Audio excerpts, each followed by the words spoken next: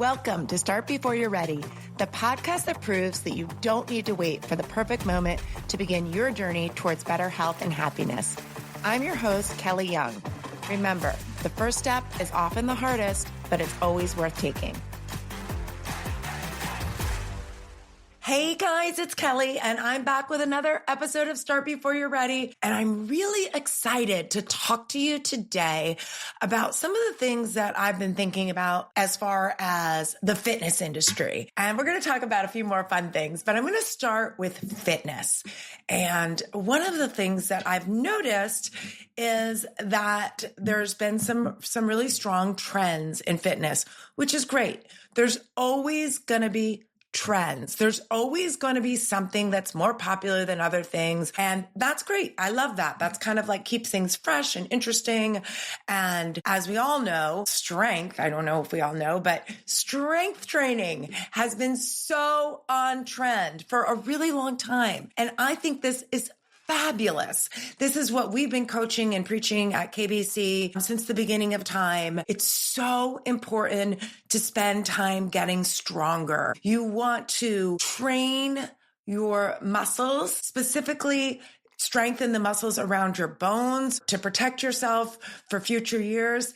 Because when you're stronger, you can do more things. It's really that simple. When you're stronger, you can do more things. You feel more confident, and it really does spill over into other areas of your life. So one of the things that I struggle with is people try to say like this type of training is the best training, like whatever it is. I don't even know. I mean, some kind of fitness snobs will say like that, you know, if you're going to do lifts, you need to do these lifts and you need to do them this way with this max, with this percentage amount of weight and all these things. And if that is how you love to train, I think that is brilliant. I guarantee you can get amazing results with that particular protocol of training. But I'm here to say that there is not one style of training that works. And the best workout is the workout that you do. So let's talk about strength training and the way we do strength training at KBC. So all of our classes at KBC are programmed by the instructor. Every instructor has their own style and their own way to program their classes. But I think what we all have in common is that our goal is always to be comprehensive, meaning that we're not trying to, you won't see a lot of classes on our schedule like glutes or, one particular muscle group, mostly because our members don't really have time to train that way. And while we may have a specific focus in a particular class, I personally love to do that in my classes. I love to say like, okay, today I'm really going to target shoulders, but of course we're still going to work legs and chest and back and all the things.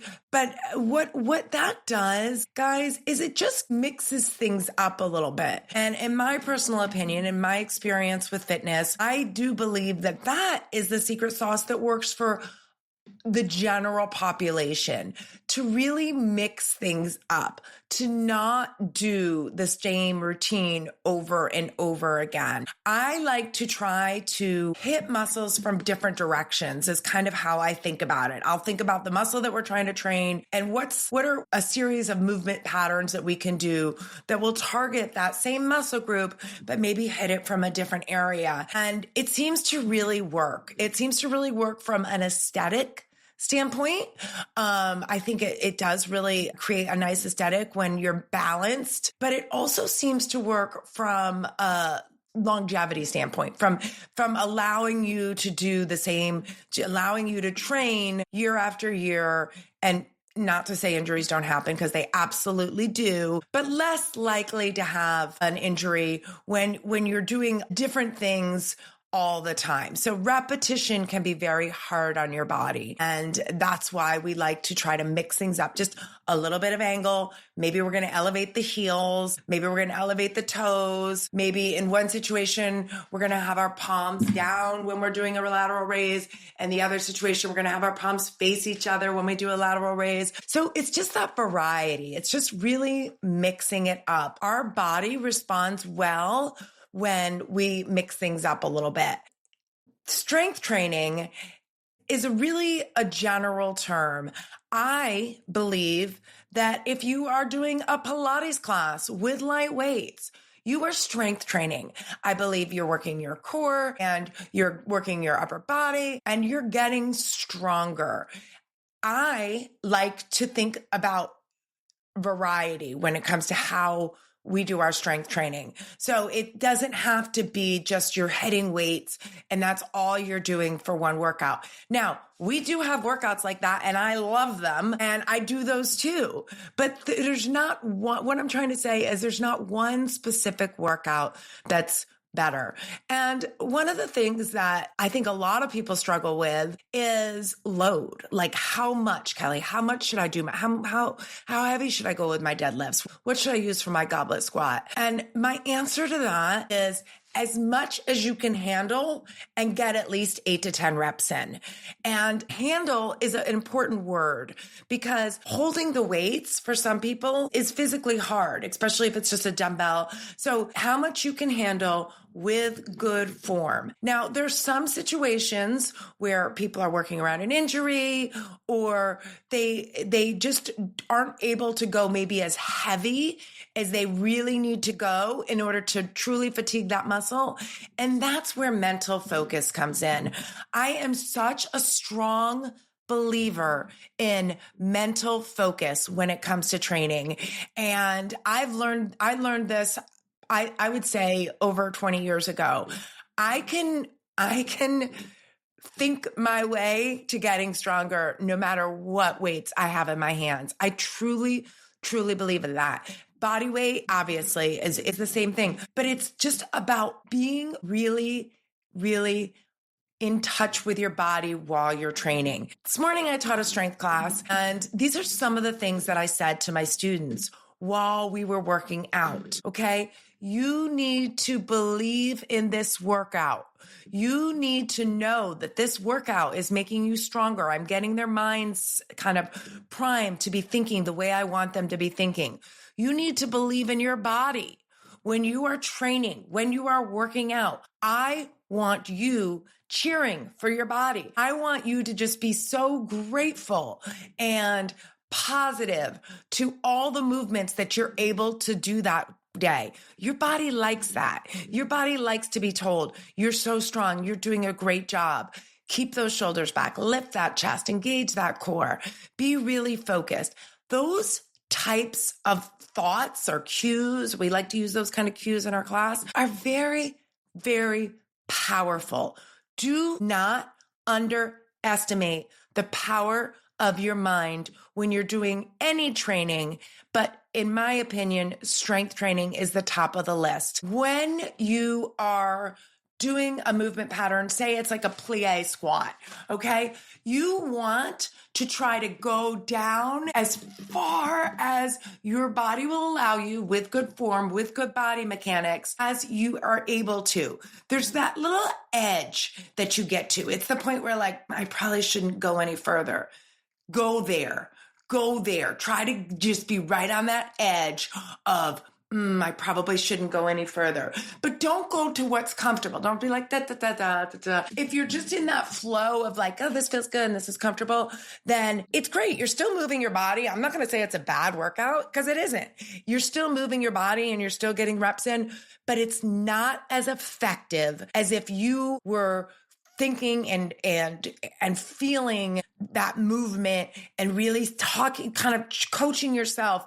Okay, can I go a little bit lower? There's that like squeeze. And I think that sometimes group fitness gets a bad rap, whatever, like, down to squeeze up. But honestly, I really think it works when you're, it's like another layer that connects you to your body and it makes you a little bit more focused. So sometimes when we do the timings of like the 3 down, 1 up, or the 4 and 4, or the 2 and 2, or the pulses, or the down halfway and the up, what it's doing is it's making you think about the move more. And in my opinion, that is allowing your body to respond more because you're more connected as you're doing the movement. And Another thing that we like to do in strength training, I do this a lot in my muscle confusion class, is some isometric work. And isometric is where you just go to the position and you hold it. So you're not moving, but you're in a position that's causing stress to your muscles. Maybe you're loaded, maybe you're not, but it's just another way to mix things up. And typically, depending on where you do it in your sequence, typically you're really going to feel your muscles firing because they have a little bit more time under tension to respond to the position. Those are some things that I like to say during a strength training class. And another thing that I like to tell people is, I've talked about believing in your body, believe in your body's ability to get stronger. Believe in your body's ability to get stronger. There is always room for growth. There is always room for improvement. I don't care how long you've been training for. I don't care how much weight you can lift. I don't care what injuries you're working around. There is always an opportunity to get better, but you have to believe that. You have to believe that when you're doing your workouts, guys. That's the mind that I need. And I see this in our students that have been with us for a long time. They get it. I can tell by the looks on their face, guys. They get it. They know what they have to do. And I'm here to say this is not something that you just come to a class and you're like, oh yeah, I get it. It takes years. But that's actually a good thing, because honestly, when somebody first starts working out and they're like, what should I do? How should I program my workouts? And I don't like to say this because I like to give people more direction, but the truth is, I know in my heart, anything you do, if you're not exercising right now, anything you do is going to work. Any class, any walk, any bike ride, anything you do, your body is going to respond. Your body has not yet adapted to whatever the mode of training is. So your body is going to respond really, really nicely. I suggest when people first start with what you like the most. And that maybe that's dance, maybe that's Zumba, maybe it's Pilates, maybe it's a core class, a core fusion class. Start with what feels the most comfortable. Get some reps in with that. Create the habit of showing up for whatever that workout is. And then we can build from there. But until you have the habit of exercise, the habit of showing up for your workouts, it doesn't really matter what you're doing as much. Once you have the habit, then we can kind of dial in, I like to say, or tweak things a little bit. And that's when we can say, okay, I want to make sure that you're getting at least, I tell my students, my newer students, I say 2 to 3. And then my students that have been with me for longer, I say, try to get 3 strength workouts a weekend. And that doesn't mean that they're just going to a strength class. Okay. I'll use myself as an example. I am a little bit particular about really not loving to do strength workouts back to back. I work really hard when I do strength, and my body needs a little bit of time to recover. Now, there's some full body movements like a push-up or, body weight squats or a squat thrust or a burpee or something like that, where I could do those every day. Okay, that's fine. But if I'm really going to work my shoulders, or I'm really going to work my back, or I'm really going to work my chest, I don't want to work it the next day. So that's why in some of my classes, when I'm doing a circuit, I will tell people, okay, this corner is your choice because I don't know what you guys did yesterday. So I want you to pick an exercise that complements, and I'll give them like 3 examples. I only do that if it's a Tuesday or Thursday, because my assumption, and this is not fair because this is not fair to my entire community, but I'm kind of speaking more for myself right now. And the people that train with me, is my assumption is that you're getting strength training in on Monday, Wednesday, and Friday. Tuesday, Thursday is more of a cardio or something with a little bit less focus. If we're doing strength, it might be like we're doing a kettlebell swing or we're doing a halo chop. We're doing something that's going to work on your strength, but it's not specifically working a particular muscle group. So Well, right now we have a little mix up going on, which I'll talk about that too, where on Monday we're doing an outdoor adventure run, which is all body weight. We'll use the bands and do some strength work, but it's primarily body weight. But I also teach a class called Strength and Conditioning. And in that strength and conditioning class, here's my goal. I just want to tell you how I think when I go into that class. It's a 45-minute workout and it's intense. We don't stop. So when we get into the studio, I just get them moving. Big muscle groups, marching, knees, step ups. We use the bench for this particular class, but big moves, get blood flow everywhere, get your body moving. Spend a little bit of time on some mobility exercises, and that could be a step abduction or a knee lift or something that's just going to help with range of motion. And then we go right into the workout. In this particular workout, we alternate between cardio and strength. I love that. I think that's great, especially for people that may only be getting into the studio 2 or 3 times a week. I love that in one session, they can train cardiovascular and they can train strength. It's also super effective because it allows for active recovery in between your strength sets. So I love to use the bench because it is a little bit more athletic. The movements that we do on it are really basic and they're athletic, and they're also kind of keeping the muscles that we're training, they're keeping them in motion. They're maybe hitting things from a different direction.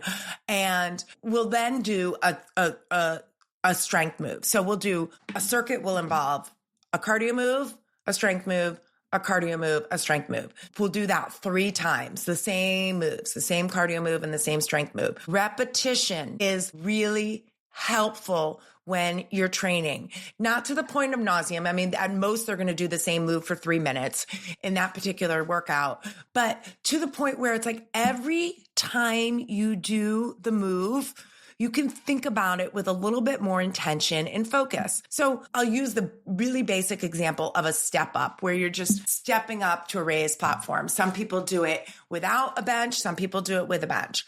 You're starting off and you're just kind of trying to get your body moving, and things are a little whatever, it's all of us. We're all like not dialed in really in the beginning. And then, okay, all of a sudden you want your heel to hit first. You want to land soft. Okay, now let's look at our posture. Let's pull our shoulders back. Then I start to get into the details as I'm coaching my students. I start to look at their bodies. I start to look at their head position. Are they hinged forward? Are they looking down? I want them to be eyes on the horizon. I want them to be looking straight out in front of them. Sometimes I even say, book on your head. Book on your head means that if you were standing there and you just placed a book on your head, it wouldn't fall off because you're looking in front of you. You're not tilted back or forward. And we can go over some of the details. So each time we do it, it's like you just get a move and then it's like, okay, bye, won't do the move again. No, we go back to it and then we try to make it a little bit better than the last time. Maybe it's a softer landing. Maybe it's just being more intentional. Sometimes again, with this, like just what we talked about the strength, even though it's a cardio move, it's just thinking about it a little bit more. Then we'll go to our strength move. And here's my mindset when I'm going into a strength move, knowing that I'm going to do this move for anywhere from 30 seconds to a minute, I'm all in. Whatever it is, deadlifts, squats, lunges, whatever it is, I'm all in. I've got this concentrated amount of time where I am trying to make my muscles tired.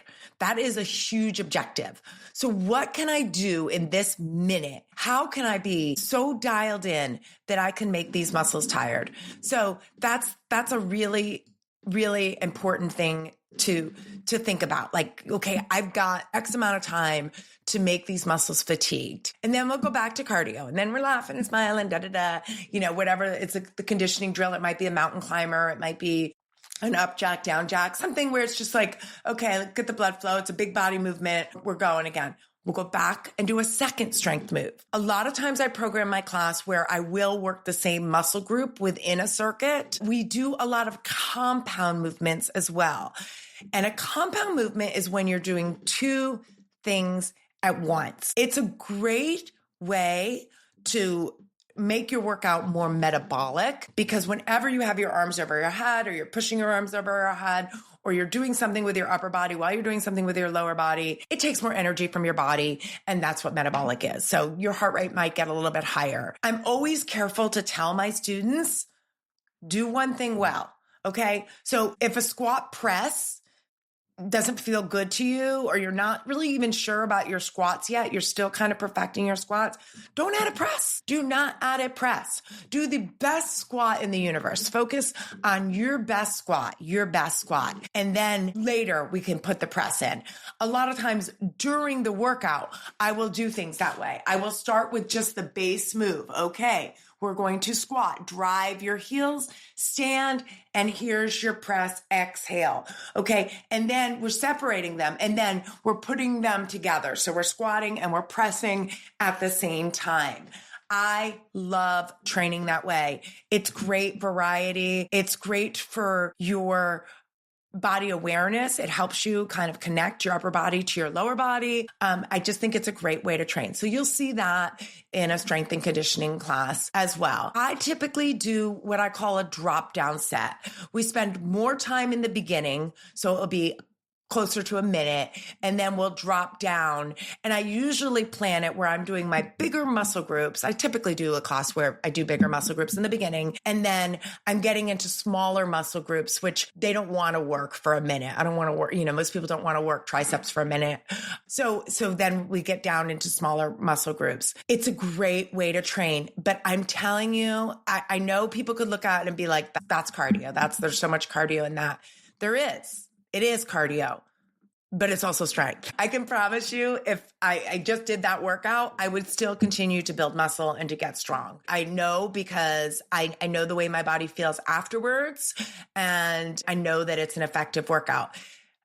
I don't think it's the workout that you should do every day. I don't think you should do hybrid training every day. I don't think you should do anything every day. That's why we program the workouts that we do. There's a couple of different formats on our schedule that may seem confusing. Like, is it cardio or is it strength? I would say Complete Fit is a perfect example of another hybrid, but the mindset when we teach our Complete Fit class is a little bit different.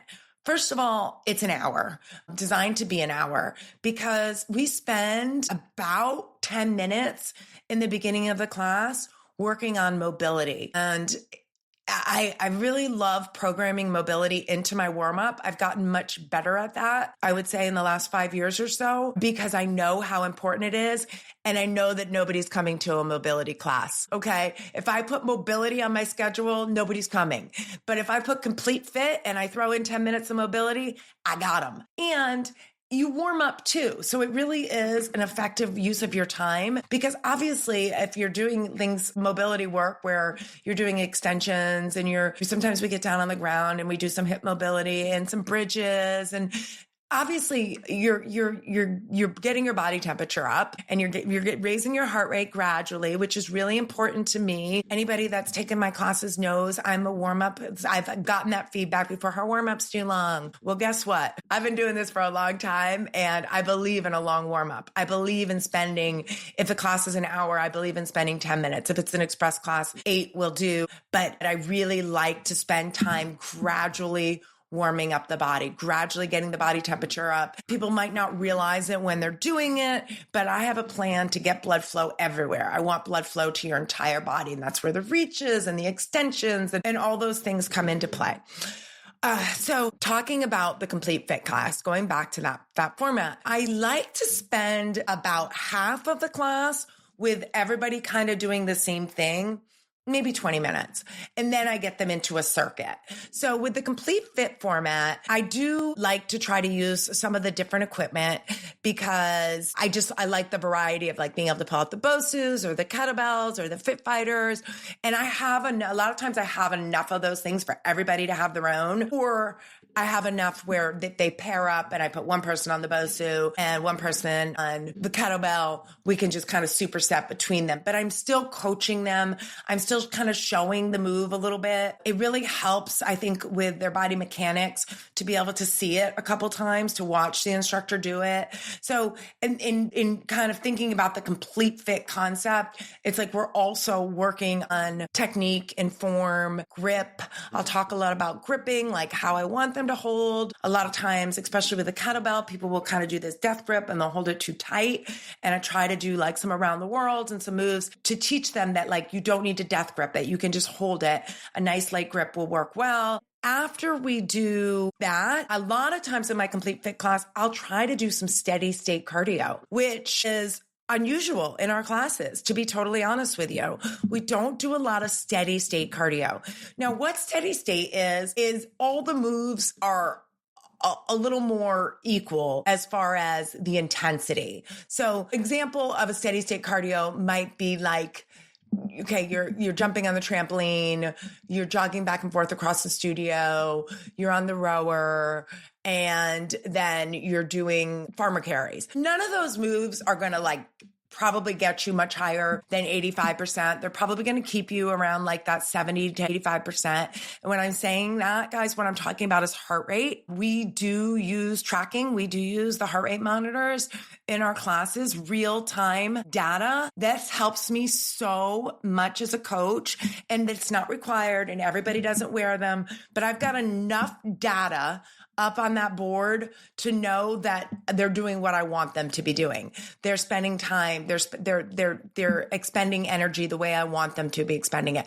Now, sometimes you get somebody that's either new to the heart rate monitor, or maybe they're on medication or something where the heart rate's a little bit higher. I usually know those situations. It's no big deal.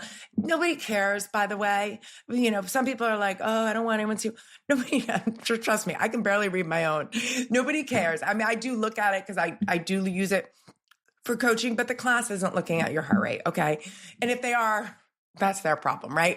So we do some steady state cardio, not always, but a lot of times. And then typically I'll do a circuit, something that is going to definitely be more of a HIIT style workout, where this one exercise might be more intense. The next exercise might be strength. I usually program those workouts to try to hit the muscles in different directions and complement, like if we're going to do biceps, we're going to do triceps, that kind of thing. So there is some strength programmed in, and I tend to try to do some exercises that I'm less likely to get to in a full strength workout. In the end, we love to do some core. Everybody loves to do some core. Sometimes I get them into a circuit and I will do station core. That's really fun if we have enough time. And sometimes we'll just get together as a group. We've got a lot of great equipment at the studio that helps us train our core really effectively. One of the things that I love that anybody, even if you're not a student of ours, could use is the bender balls. They're just like a soft ball, Pilates ball. They're so great to get your body in different positions and to hit things from different angles. We also use the turf mats where we have the gliders and we can get into a prone position and do things like mountain climbers, which are so hard, by the way. They're so hard for me. I always tell my class, I know I need to do more of these because these are always hard for me, no matter what. They're always hard for me. And sometimes we'll just use the weight. Sometimes we'll use a dumbbell and we'll do like some Russian twists and some pullovers. And the Fit Fighters are great. I absolutely love the Fit Fighters, the 15s and the 20s for doing core work. I feel safe with them. I know it's really not much different than a dumbbell, but they're just a little bit bigger and they allow you to do different grips.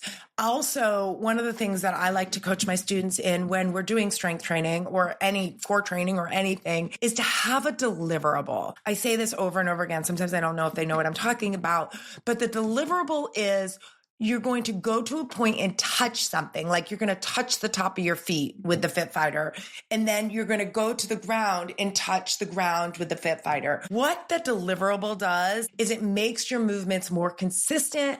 And when you get tired and you naturally want to shorten your range of motion, because that's what we do when we get tired, we're really smart. Our bodies are really smart. And they'll say like, this is really hard. Let me find a way to make it easier. You have that deliverable. You can't just go to that easier exercise. You're kind of, you're programmed to try to have those two touch points. So I do love a deliverable in the complete fit. I want to talk to you guys a little bit about our cardio programming as well. And maybe your cardio programming, how you're training. I know that zone 2 cardio is having a field day, zone 2 training, or I think that's what it's called. And that's great. Awesome. We should definitely walk. Walking's great. An easy bike ride, a walk. Those are amazing workouts.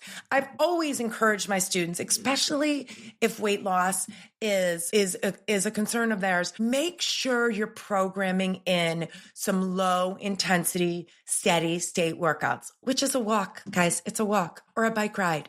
I mean, it could be a lot of things, but it's probably the easiest workout to program because it's just something you can go and do. It doesn't take as much coaching. You're just going at a lower intensity. And I love that it's having a day, but I also think it's like a little bit funny when everyone's like talking, I need to do more zone 2. I need to do more zone 2. I'm like, yeah, you walk. And that's fine. You know, I'm not being, I just don't, I guess why I really wanted to do this particular podcast, guys, is I don't like you guys to get stuck in your thinking with the trends.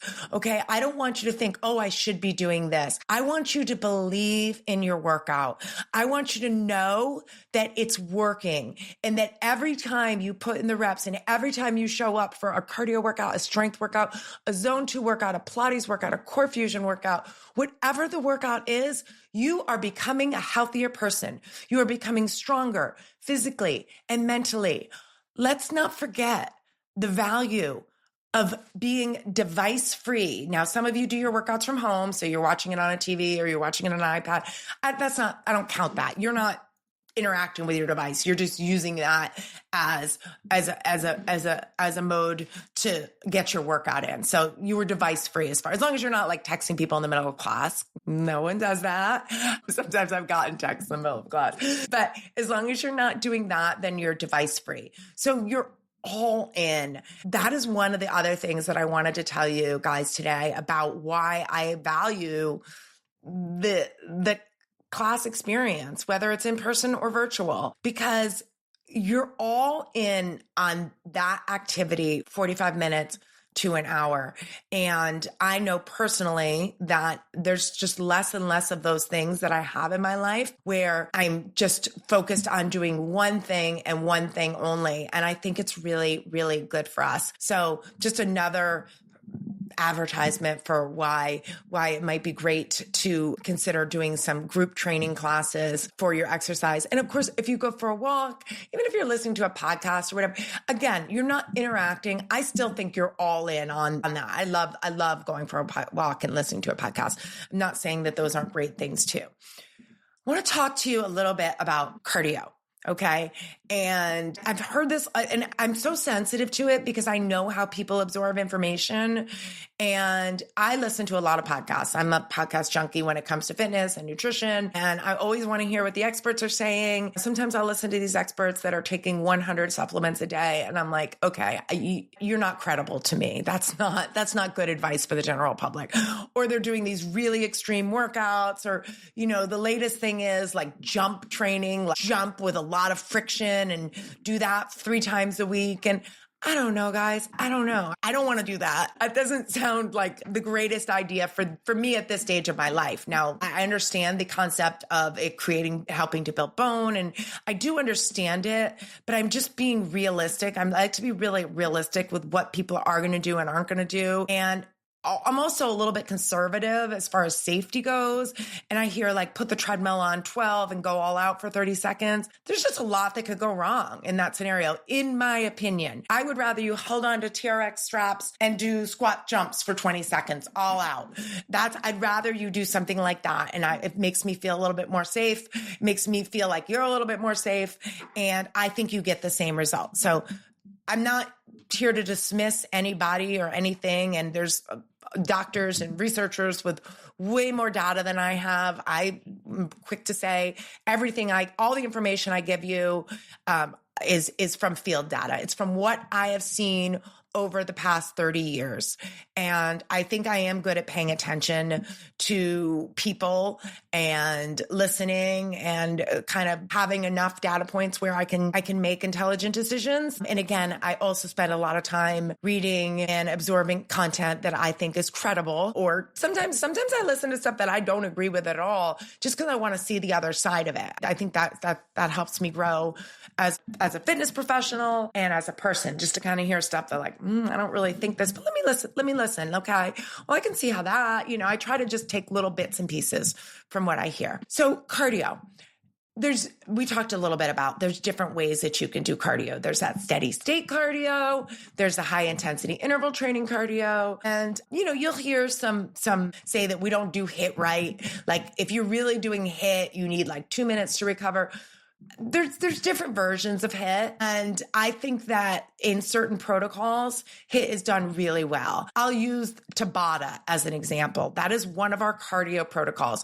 So now on our schedule, instead of calling a class Tabata or calling it zone or calling it interval training or HIIT or anything like that, we just call it cardio. And that gives us some flexibility with our students, because a lot of times the same students come to the same time slot, and that's great. I love it because you get to know them. They get to know each other. It's wonderful. But you don't want to do the same kind of work. You don't always want to do Tabata, or you don't always want to do zone, or you don't always want to do low intensity. You don't always want to do steady state cardio. You want to mix it up. So by calling the class cardio, we have a little bit of flexibility. Now, just in case some of my cardio Tuesday night people are listening to this, I want to say that I favor one particular format when it comes to cardio, and it's what I do most regularly in my Tuesday night class. And there's a reason for it. The class is called Zone Training, and it is a heart rate based class. This is a class that, well, I started doing it at Lifetime. We used the heart rate monitors at the Polars at Lifetime. I don't think we had real time. So that was interesting. But I started experimenting with heart rate monitors about 20 years ago in training. And what I learned during that experience is your body's ability to recover is the biggest indicator of your fitness. I don't care if your max heart rate is 200 or 160. That is not really relevant to me, but how your body recovers from whatever you get it to in that intense segment in a 1 minute period of time is really significant. It's really significant.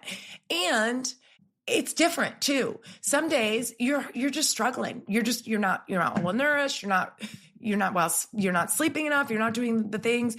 And it might be harder to recover during that minute.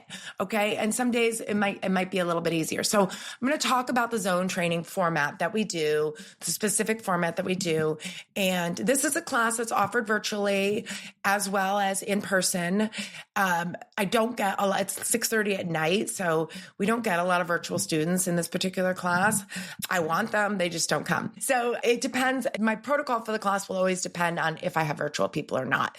But no matter what, I like my students in the studio to use the equipment. So I'll usually, if I have people at home, I'll work with whatever they have. Sometimes I'll have just 1 or 2 students and they have a rower or they have something. So I get them on that. But the protocol, it doesn't matter. What I'm trying to say is the equipment doesn't really matter.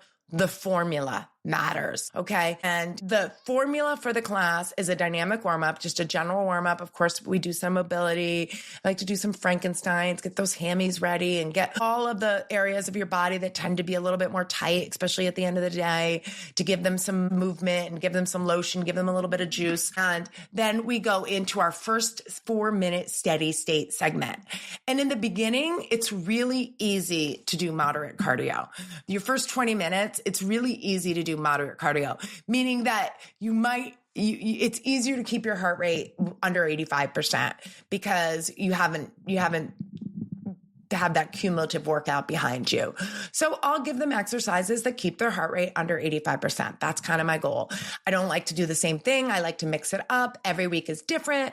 And sometimes, like last night, I had them outside for some of the intervals. I like that. The next thing that we do is the 2 minutes of hard. So it is, I use the words aerobic, anaerobic. I don't know if those are like a little bit outdated. It's what I learned and it makes sense to me. Anaerobic is when you're going so hard that you literally have to open your mouth because you don't have oxygen as a fuel source. So I see people with their mouths open. That's how I kind of gauge if they don't have a heart rate monitor. Like, are they going so hard? What I tell people is you're most likely not going to go in. Most people are not going to go anaerobic for 2 minutes. It's something that you have to train for and condition to. I do have a lot of students that are very consistent with this particular workout and they are there. They can spend 2 minutes all out and truly be anaerobic for 2 minutes. And then I say, we're going to do nothing. Let's do nothing. We're going to give ourselves 1 minute to get that heart rate back down. And then we're going to climb again, right? Then we're going to do that steady state aerobic. We do 5 rounds of that. So essentially 35 minutes of cardio. And each time their heart rate might raise a little bit. So by the 4th circuit or the 5th circuit, I might see that like they're really more yellow than green. Yellow is when your heart rate's between 80 and 90%. Green is when your heart rate is between 70 and 80%. And that's okay. Like, I'm like, okay, guys, you're a little high right now, but it's okay. It's okay because it's just the accumulation of the workout. And then, you know, we do a nice little cool down and get out of there.